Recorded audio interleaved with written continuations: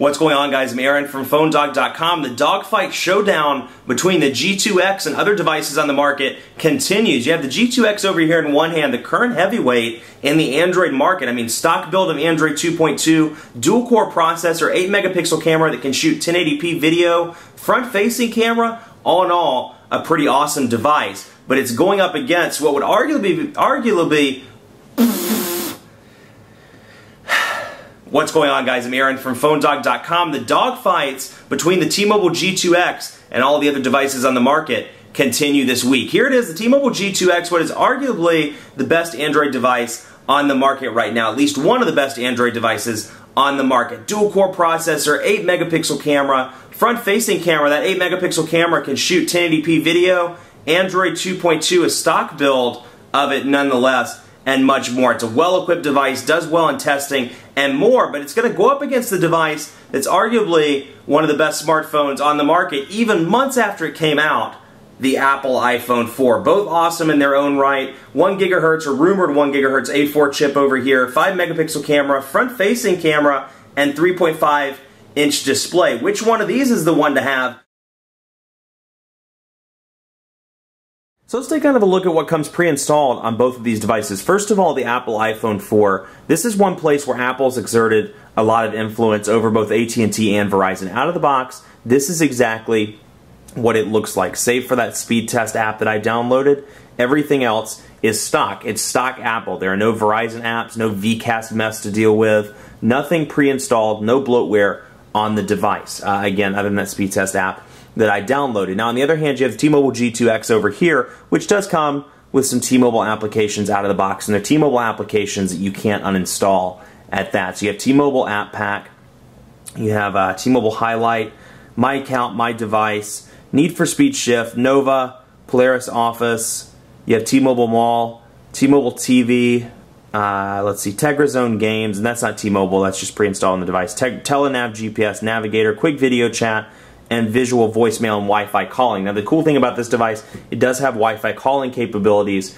where if you're in an area where T-Mobile service isn't the greatest, you can make Wi-Fi phone calls. Now, it does come out of your planned minutes, but it's still cool to be able to make calls even if you're in an area where you don't have service. If you have a Wi-Fi connection, bam, you can jump on and make phone calls. This also has mobile hotspot capabilities. Both of these devices have mobile hotspot capabilities, which you can take advantage of if you want to use the connection. Now, that's an added cost from both of the carriers. Sorry, I'm trying to talk and find it at the same time. That's an added cost from both of the carriers, but at least you have the capability of doing it. And I can't remember. I'll have to go through and find it on the Verizon one, but it's down here in settings on the T-Mobile G2X. We can go in here, go to wireless and networks, scroll down, tethering and portable hotspot, and you can do the same thing here as well. Jump onto your portable hotspot and use it. Now, this is on 3G, so CDMA EVDO revision A. Pretty slow. This is on HSPA Plus if you're in an HSPA Plus market. So if you're in an HSPA Plus market like I am in Charlotte or anywhere else in the nation that T-Mobile has it, it's going to be much faster than the iPhone 4 in most cases. So something to keep in mind there. If you are using it for portable hotspot, that may be the thing that sways you to T-Mobile if you're in an HSPA Plus market. If you're not, you're still in an Edge market or you're in like a slow 3G market, it's apples to apples. So something to keep in mind. But let's take a look. Another thing that's big on both of these devices, their respective app stores. This is something where, to this day, the Apple iPhone outweighs, and just iOS products in general, the iPhone, the iPad, the iPod Touch, outweigh anything Android has to offer. And that's because it has a fantastic ecosystem. Out of the box, I can get one of these for my mom, for my grandma, for a brother, sister, whoever, and within 5 minutes they can be downloading music, they can be downloading apps directly to the device thanks to iTunes and App Store. Now, I understand, this is where commenters cry foul in the YouTube comments, and they say, well, you have double twist, and you have all these things. Doesn't matter. It's not a native Android application. It's not something where I can pull this out of the box, show it to my 60, however old she is, relative, I can't remember, 69-year-old relative, and say, I need you to download some music. I want you to download your favorite song on this. Much, much easier to do on this, and it's all through an ecosystem with Apple. The billing is Apple. The apps are Apple. Very easy, very simple and easy to use. So let's take a look at the App Store, for example, and we'll go back here. just so we can see, and we'll go to the top 25, and you can see what it looks like. It's a very simple layout. Go to Angry Birds, for example, and you can see the description, the screenshots, the ratings, tell a friend, get this app, and then report a problem. So pretty simple, pretty easy to use. Featured categories, search, and your updates. So whenever you have updates to your applications, you can find those. So very easy to use. Android market's over here, and they've made some improvements to the Android market over the course of the past, let's say, 6 to 8 months. Much, much better. It looks more aesthetically pleasing, and I think it's up to about 170,000 apps now, if I remember right, somewhere in that 170,000 app mark. And here's what it looks like in portrait. Here's what it looks like in landscape. So it looks much better, and it has this nice little carousel over here to the side that you can use to scroll back and forth between featured apps. So let's just say Rhapsody, for example. Music and audio. We'll jump in here. Descriptions there. I can click more or less if I want to, but I can read the description, see the screenshots, sharing, reviews, related, developer info, market content, and more. So I can see it all in one spot, and if I want to install, I can accept those permissions and click OK, and there are actually more, so you can see there are the full permissions. Pretty easy, pretty self-explanatory, and the one thing that I have to give the Android market credit for, automatic app updating.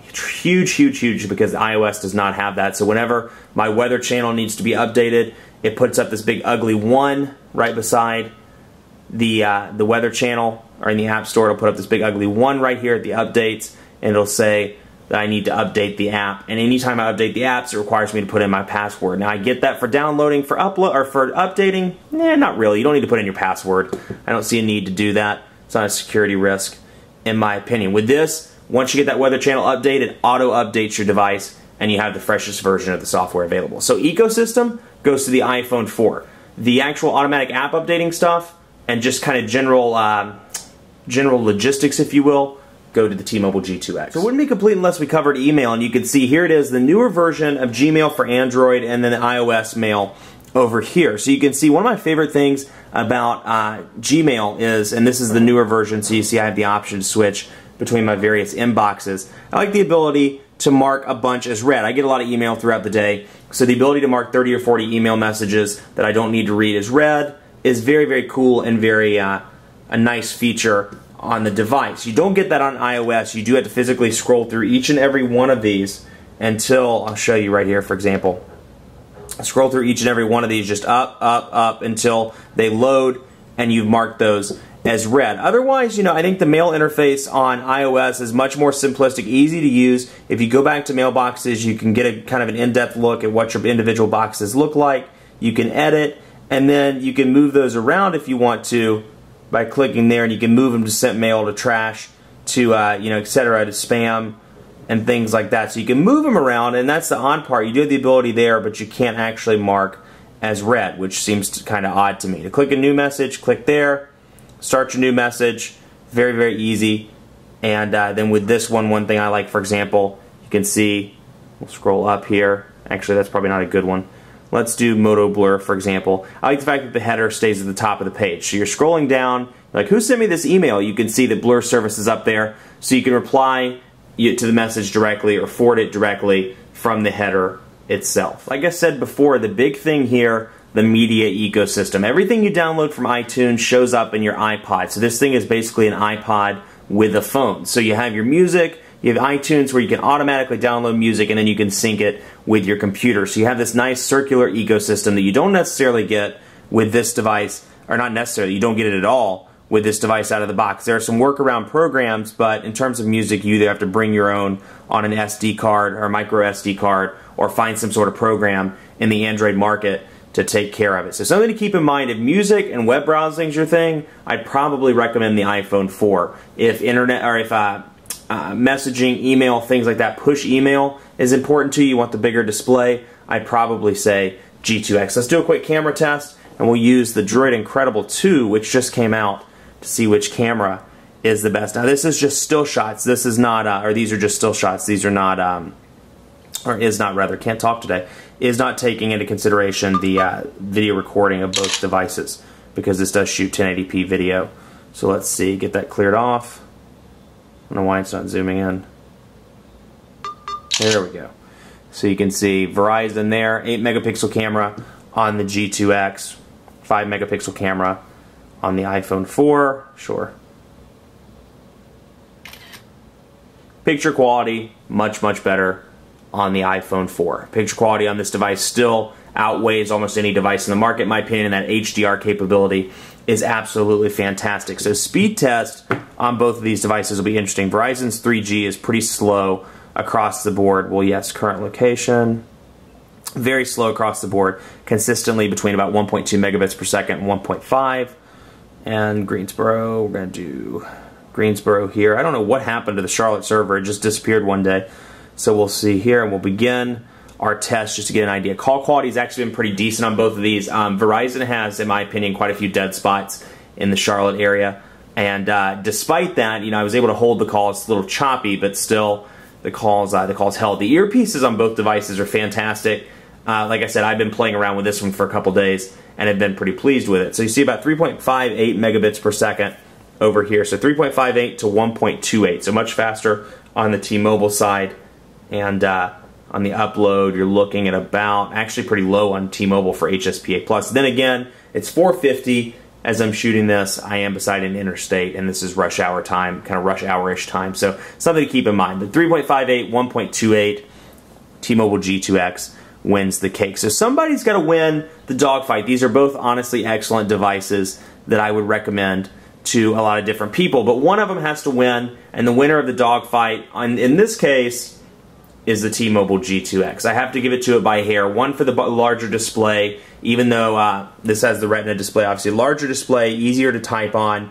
It does lack the media ecosystem, which is a big knock on the G2X, and the camera's better on the iPhone 4. Battery life is also better on the iPhone 4 as well. They don't tell us the milliamps here. This has a 1500 milliamp battery, though it's surprisingly decent for a dual-core processor device. This still outperforms it. That said, the G2X, just incredible powerhouse, very fast. It's what Android should have been from the beginning. And see, when I pull devices out, and I won't name names, but when I pull another device out and see that lag that everybody's kind of come to know with Android, it's kind of frustrating that that is the name that Android has, because if people saw this, I think more people would convert from iOS to Android. Very fast. Both devices are great, but I'm going to give it to the G2X. Much more coverage to come on PhoneDog.com on the G2X and on the iPhone 4. This continues along the week of G2X dogfights. Tomorrow I'll have another G2X dogfight most likely, so stay tuned for that, along with some additional videos and more content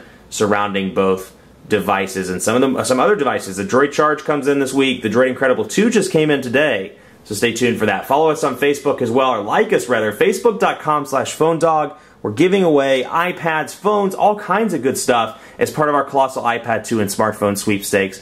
Read the instructions and more at facebook.com/PhoneDog. Click on the sweepstakes button and be sure to like me or follow me. I can't talk today. Follow me on Twitter, PhoneDog_Aaron. Ask me any questions. You think it was a smart decision? You think the iPhone's the winner and it's always going to be the winner? Let me know, PhoneDog_Aaron. Thanks so much for watching. We'll see you next time. Have a great day.